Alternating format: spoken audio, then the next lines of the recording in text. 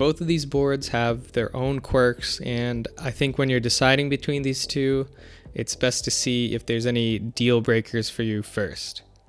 So starting with the GMMK Pro, this board is currently only programmable through the Glorious Core software and QMK.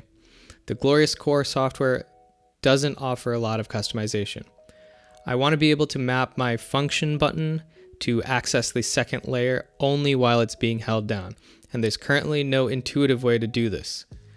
Asking this keyboard's audience to use QMK to configure their keyboard is a little bit unrealistic, but I am glad the option is there. So hopefully sometime in the future we will get VIA support. Next, the polycarbonate plate causes the PCB to flex. While this isn't a big deal when the board is completely assembled and everything is squished together, my gut feeling tells me that this shouldn't happen in the first place.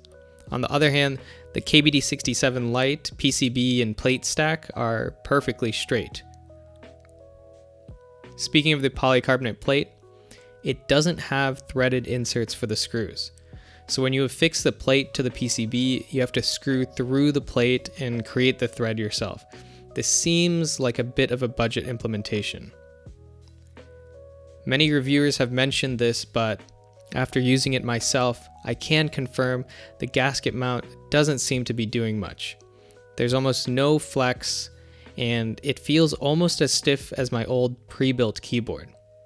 Lastly, a very small nitpick. This board is not really a true high-profile keyboard. If it were just a few millimeters higher, it would have been perfect. As it is right now, the bottom wall of a cherry keycap, it will sit just a touch above the case. Alright, now onto the KBD67 Lite. The case feet are squishy in a weird way. The board is already fairly bouncy due to its gasket mount implementation, but the case feet add to it in a cheap way.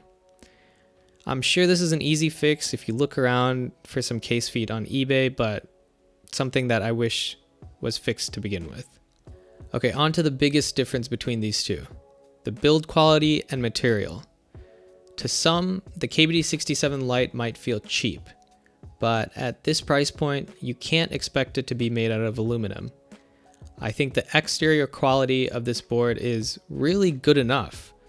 It's clear that the value of this case comes from what's on the inside, the plate, the dampening material, gaskets, and overall a great fitment. So a flimsy case, not a huge problem when everything's put together. Now that I've gotten all the problems out of the way, here are the good things. This rotary knob on the GMMK Pro makes me feel like a DJ. It might not be for everyone, but I think it's very cool. And I don't think anything else at this price point has this feature. Another thing I really like about this board is the layout. It has every key that I'll ever need, and it doesn't feel cluttered like a typical 75% board. On the other hand, I really like the translucent case of the KBD67 Lite. And to be honest, I think I just prefer polycarbonate keyboards overall.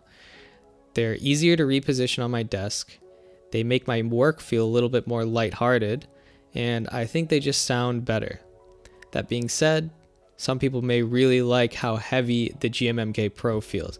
I mean, this thing is really heavy. It doesn't wiggle around or anything, it stays planted no matter what. So TLDR, there's no definitive answer on which keyboard is objectively better. Both have their pros and cons, and ultimately the decision comes down to this.